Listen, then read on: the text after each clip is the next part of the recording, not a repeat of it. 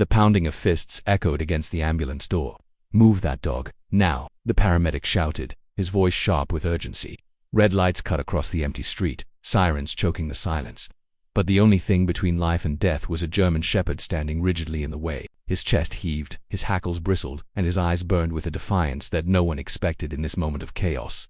The paramedic, Jacob Reeve, was no stranger to emergencies. He'd seen panic, he'd seen blood, and he'd seen the desperate, last breaths of those who waited too long for help. But never had he seen an animal guard an ambulance like this with a stance so unyielding, as if the shepherd knew something the humans didn't. Jacob's partner leaned on the horn, but the dog didn't flinch. He didn't bark, didn't whimper, just stood, muscles tense, tail low, blocking the door with a purpose that sent a chill through Jacob's spine. "Get out of the way," Jacob barked, swinging the door open, the smell of antiseptic and cold metal rushing into the night air. He stepped down, towering over the animal. But instead of shrinking back, the shepherd lunged a step closer, his snout raised, his eyes fixed on Jacob's as though daring him to ignore whatever message he was carrying. Jacob froze, caught in that gaze. There was no madness in it, no wild threat. It was something far heavier: desperation. The dog whined, a low guttural sound, and then spun sharply, running a few feet toward the alley before stopping, looking back. His paws scratched at the pavement, nails clicking against the concrete, urging them to follow. Jacob's instincts warred with his training. A call was waiting, a patient somewhere was depending on him, but something about the animal's urgency rooted him to the spot. He clenched his jaw, his heartbeat loud in his ears, torn between protocol and instinct. "Reeve, what the hell are you doing?" His partner snapped from the driver's seat. "We've got no time for this." Jacob's hand hovered over his radio. "I don't know. Something's wrong here." His voice was unsteady, surprising even himself. The shepherd barked once, sharp and echoing, then bolted into the alley again, vanishing into the darkness. For a moment Jacob thought that was the end of it, but then the dog returned, faster this time, circling Jacob's legs before darting back toward the shadows, as if every second wasted meant a life slipping away. Jacob hesitated only a heartbeat longer before his feet carried, pinned forward. He didn't think, didn't plan, he just moved. The shepherd's paws beat against the ground, guiding him deeper between the walls of brick and broken lamps. The city sounds thinned behind him, swallowed by the oppressive silence of the narrow passage. His breath grew heavier, his senses sharper, every nerve alive with tension. And then he saw it. A faint shape sprawled near the dumpster, half hidden by the shadows. A man, his arm was twisted beneath him, his face pale against the grit. The faint glimmer of blood stained his shirt, seeping through fabric in slow, terrible waves. Jacob's training snapped into place like a switch. He was at the man's side in seconds, fingers pressing to the carotid artery, listening for a pulse, weak but there barely. The shepherd stood over them now, chest rising and falling, eyes fixed on Jacob with almost human intensity. He barked again, but this time it wasn't sharp. It was a cry, raw and guttural, the sound of an animal that knew too much pain. Jacob's throat tightened as he realized what had happened. Without the dog, this man would have been left in the dark, unseen, and his story ended in silence. Jacob raised his radio to his lips, voice cutting through the static. "I've got a victim, unconscious. Heavy blood loss. Location alley just off Westwood. We need backup now." The shepherd lowered himself beside the wounded man, his muzzle nudging against the limp arm, as though to remind Jacob why he had refused to move from that ambulance door. For a moment, Jacob couldn't look away. There was loyalty in that animal's eyes, but more than that there was knowledge. He didn't know how many seconds the man had left. He didn't know how the shepherd had learned to trust strangers with his secret, but Jacob did know one thing with bone-deep certainty. The dog hadn't just stopped them, he had forced them to see, and in doing so he had changed the night's story forever. The ambulance siren wailed louder as his partner reversed into the alley, tires screeching. Jacob pressed his hands against the wound, shouting for supplies. But even as the chaos swelled, again, he couldn't shake the image of the shepherd, standing sentinel, saving a life not with words, but with sheer unrelenting will. And as he worked, one unanswered question burned in his mind. How many more secrets did this dog carry in the silence of his gaze? Jacob's gloves were slick with blood, the metallic scent sharp in the cool night air. The man beneath him was barely holding on, his breath shallow, each rise of his chest fainter than the last. The ambulance lights painted the alley in flashes of red and white shadows lurching across brick walls like restless ghosts. But Jacob's focus was split, torn between the fragile body he was trying to save and the German shepherd who stood inches away, silent now but vibrating with an urgency that refused to fade. "Pressure bandage, now," Jacob barked, his voice edged with both command and desperation. His partner rushed from the ambulance, tossing the kid at his knees. But before Jacob could secure the dressing, the shepherd let out a guttural growl, not at them but at the darkness beyond. Jacob's head snapped up, eyes narrowing into the void of the alley's far end. Something shifted there, a scrape, faint but undeniable. His pulse jumped. He realized then that this wasn't a random collapse. This man hadn't simply been unlucky. Something or someone had put him here. The shepherd stepped forward, teeth bared, shoulders rigid. The growl deepened, vibrating through the ground. Jacob's partner muttered, "Reeve, we need to move, now. Load him in and go." But the dog refused to budge, pacing between them and the shadows, as if to say leaving now would be a mistake. Jacob tightened the bandage around the wound, sweat dripping down his temple. Every muscle in his body tense with conflicting signals, his training screaming for speed, his gut begging for caution. Then came the sound. A muffled thud followed by hurried footsteps retreating deeper into the maze of alleys. Jacob's partner whipped his flashlight around, but the beam caught only brick, trash, and nothing else. Whoever had been there was gone. Jacob's gaze flicked to the shepherd. The dog's ears twitched forward, nostrils flaring, body leaning toward the retreating sounds. He wasn't just protecting, he was tracking. Jacob's chest tightened as the realization settled in. This dog wasn't stumbling into their night by chance. He had a mission, one written into his every muscle. They hoisted the man into the ambulance, but Jacob's eyes never left the shepherd. As the stretcher locked into place, the dog didn't attempt to climb inside. Instead, he stopped at the doors, blocking them again, his gaze flickering between Jacob and the darkness as though demanding to be understood. The moment was suffocating. Jacob had never been more torn between duty and instinct. He had a dying man on his stretcher, and yet, what if the dog was leading them to something bigger, something that could not wait? The shepherd's next move gave him the answer. He darted suddenly, bolting into the side street, his body a blur of fur and muscle under the flickering.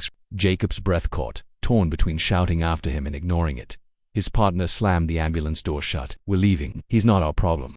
But Jacob couldn't let go of that look, the fierce insistence in the shepherd's eyes. He swallowed hard, leaned closer to the window as the ambulance lurched forward. And then just as they turned the corner, Jacob saw what froze his blood. In the distance, the shepherd had stopped again, standing stiff in the middle of the road, barking toward a row of abandoned buildings. He wasn't lost. He wasn't confused. He was calling them, demanding they return. Jacob's heart thundered. He had seen enough in his years on the job to know when fate was dragging him by the collar. He grabbed the radio, his voice sharp with decision. "Dispatch, we need another unit for immediate pickup on Westwood. Victim rerouting to investigate potential secondary incident." His partner snapped his head toward him in disbelief, but Jacob's voice held no doubt. "We follow the dog." The ambulance screeched as it turned back, tires fighting the asphalt. Jacob's partner cursed under his breath, but Jacob's eyes were locked on the shepherd, who now ran ahead of them like a guide. Every twist and turn brought a new wave of dread. If the first victim had been left bleeding out in an alley, what else were they about to uncover? When they finally stopped, the shepherd led them to a crumbling warehouse, its windows jagged with shattered glass, the doors hanging loose on rusted hinges. The barking grew frantic, echoing in the hollow night. Jacob leaped from the ambulance, adrenaline flooding him as he grabbed the flashlight. The shepherd pawed at the door, claws scraping wood, then pushed through a gap with surprising force. Inside, the beam of Jacob's light caught something that made his stomach clench. Shapes on the floor, three of them huddled close together. Their clothes torn, their bodies weak, eyes wide and hollow from exhaustion. The smell of damp concrete mixed with a sharp tang of blood. They weren't dead, but they were close. "Jacob," we stumbled forward, his voice breaking. "Oh my God. There's more." The shepherd stood beside them now, silent again, his head low but his eyes unblinking, watching Jacob as though daring him to look away. And in that moment, Jacob knew. This wasn't a stray. This wasn't coincidence. This dog was the only reason. Those people were still alive, but the question hit harder than the scene itself, leaving Jacob's throat dry and his heart racing. Who had trapped them here, and why was this dog the only one who knew the truth? Jacob's gloves were slick with blood now, his breath short and clipped as he fought to keep the stranger alive. The night pressed closer around him, the hum of the city muffled by the heavy walls of the alley. His partner crouched beside him, with gauze and four lines, the two of them moving in sync, but Jacob's eyes kept drifting toward the German shepherd. The dog sat just a few feet away, head low, ears pricked forward, never once breaking its steady gaze. He wasn't just watching, he was waiting, as though he knew this wasn't the end of what needed to be seen. "Hold pressure here," Jacob ordered, his voice tight. His partner followed without question, and Jacob grabbed the stretcher, angling it closer. The man on the ground gave a faint groan, the kind of sound that was both a promise and a plea. It meant time was still theirs, but barely. The shepherd gave a short bark then, sharp and urgent, rising over the tension like a flare. Jacob stiffened. It wasn't random, it was a signal, another insistence. The dog darted deeper into the alley, vanishing into a narrow turn at the far end. Jacob's instincts screamed that leaving the victim was madness, but something colder, sharper in his gut told him the shepherd wasn't finished. His eyes met his partner's for a brief second, the decision hanging heavy between them. "I'll be right back," Jacob said, his voice a growl of certainty. "Keep him alive." His boots pounded against the pavement as he followed the shepherd's lead. The air grew tighter in the narrow cut between buildings, the smell of oil and damp trash rising from the ground. Then he saw a second figure, slumped behind an abandoned crate, smaller, more fragile. Jacob's heart kicked hard against his ribs as he rushed forward. A child, a boy, no older than 10, his face pale and streaked with dirt, chest rising in shallow, uneven gasps. For a moment, Jacob froze. It hit him like a gut punch. The dog had led them not just to one life, but to two. The shepherd paced frantically beside the boy, whining now, nosing at his shoulder as though begging Jacob to act. He dropped to his knees, hands checking vitals, fingers trembling as he realized the boy's pulse was fading fast. He needed oxygen, fluids, he needed everything Jacob didn't have in this suffocating corner of the city. Jacob shouted into his radio, his voice cracking. "We've got another victim, pediatric critical condition. I need all available units here now." His words echoed between the walls, desperate and sharp. He scooped the boy into his arms, the weight far too light, the heat of fever clinging to his skin. The shepherd pressed close against his side, moving step for step as Jacob carried the child back toward the flashing lights. When he emerged into the alley where his partner fought to stabilize the man, the scene fractured into chaos. "Patience," his partner cried out, disbelief shaking his voice. Jacob laid the boy down beside the stretcher, sweat dripping down his temples, every nerve burning with urgency. "The dog found him," Jacob rasped. He didn't care how strange it sounded. He couldn't deny the truth. The shepherd stood guard between both patients now, chest rising and falling with heavy breaths. Eyes locked on Jacob as though demanding he not falter. Sirens wailed closer, the promise of backup tearing through the night. Jacob's partner scrambled for supplies, cursing under his breath, hands moving faster than thought. The boy gave a weak cough, barely audible, but it was enough to drive Jacob harder, faster, against the creeping edge of despair. And yet, in the midst of that fight, Jacob couldn't shake the twist in his chest. The dog hadn't just wanted them to save someone, he had chosen them, trusted them with something bigger than protocol or chance. This wasn't random, it was deliberate. The shepherd's refusal to move, his insistence, his guidance through that alley all carried an intelligence, a reason that clawed at Jacob's mind even as he worked. Two patients clung to life beneath the harsh pulse of ambulance lights. Two sets of shallow breaths echoed against the unforgiving dark, and above it all stood one silent sentinel, his eyes reflecting the red glow like embers watching, waiting, as though this night had more to reveal before it was done.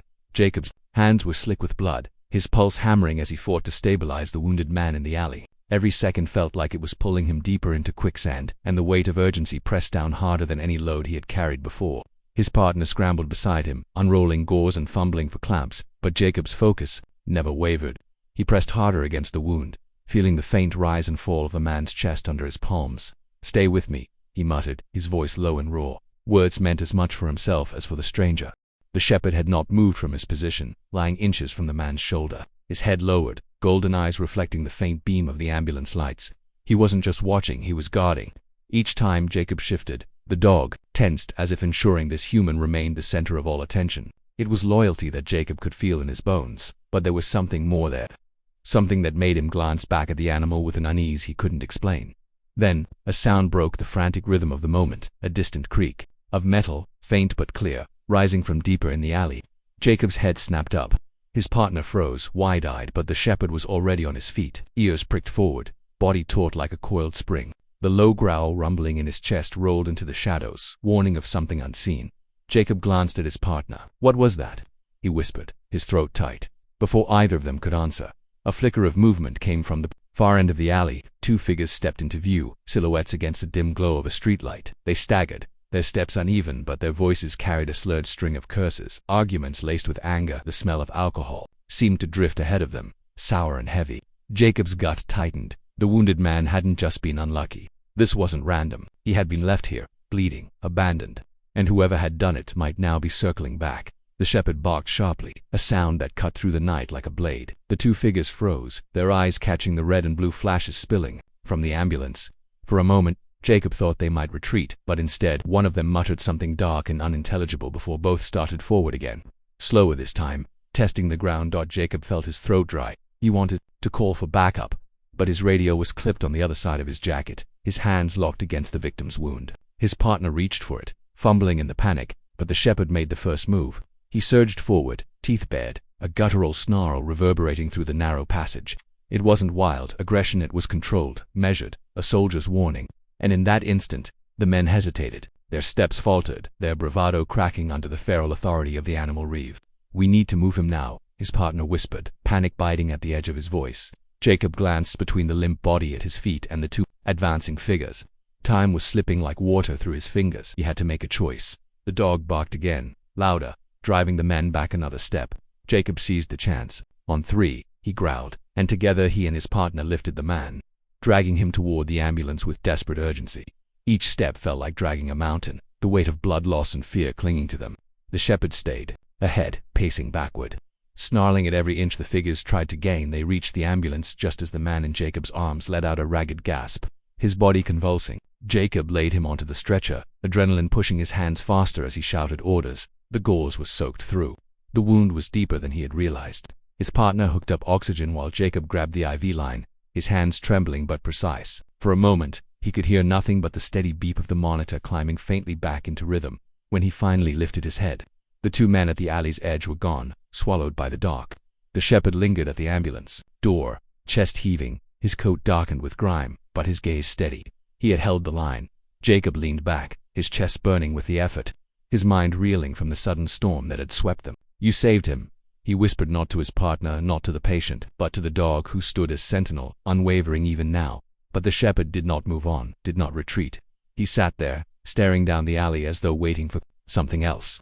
And in the silence that followed, Jacob realized with a jolt of dread, this wasn't over. The night still carried secrets, and the dog wasn't done revealing them.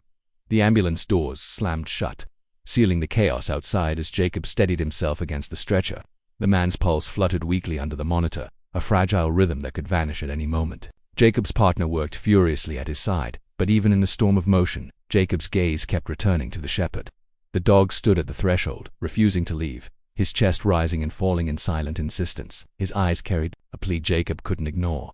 They sped toward the hospital, sirens wailing through the night, and Jacob realized the dog wasn't simply following instinct. He was guiding them to something larger, something unseen. When the ambulance skidded to a halt and the doors opened, the shepherd leapt down first, bolting toward the ER entrance before circling back, as if to ensure Jacob carried the man inside. Nurses swarmed, voices sharp and urgent, and the patient disappeared through the double doors in a tide of white coats. But still, the shepherd didn't rest. He tugged at Jacob's sleeve with his teeth, pulling him toward the shadows at the edge of the parking lot, exhausted and torn. Jacob hesitated until he remembered the alley, the silence, the wound that would have gone unseen. The shepherd hadn't been wrong before. He followed Dot behind a lot, near the dumpster bins. Jacob's breath caught. A second figure lay crumpled in the dark, a young woman barely conscious, her skin pale and lips trembling. She tried to move but collapsed, whispering a name Jacob couldn't make out. The shepherd pressed against her side, whining, licking at her hand. Jacob's chest tightened as the truth struck. This wasn't just a loyal animal watching over a stranger. This was his family. He had brought them both here, one by one, refusing to let their lives vanish unnoticed. Jacob radioed frantically, his voice cutting the night. Within moments, orderlies arrived with another stretcher, lifting the woman gently into waiting arms. The shepherd padded alongside her, unshaken, as though this had been his mission all along. Later, as dawn painted the horizon in pale gold, Jacob stood outside the hospital doors. The chaos had slowed, replaced by a fragile stillness. Inside, 2 lives clung to recovery, bound not by luck, but by the will of an animal who refused to surrender them. The shepherd lay at Jacob's feet now, finally resting, his body curled but his eyes still open. Watching Dot, Jacob lowered a hand to the dog's head, his voice quiet, almost reverent. "You didn't just save them," he whispered. "You reminded us what it means to see." And as the sun rose, breaking the long night apart, Jacob understood. The story wasn't his, or even the patient's. It belonged to the silent guardian, who had blocked an ambulance door and, in doing so, forced humanity to remember its duty to stop, to look closer, and to never walk past a life in need.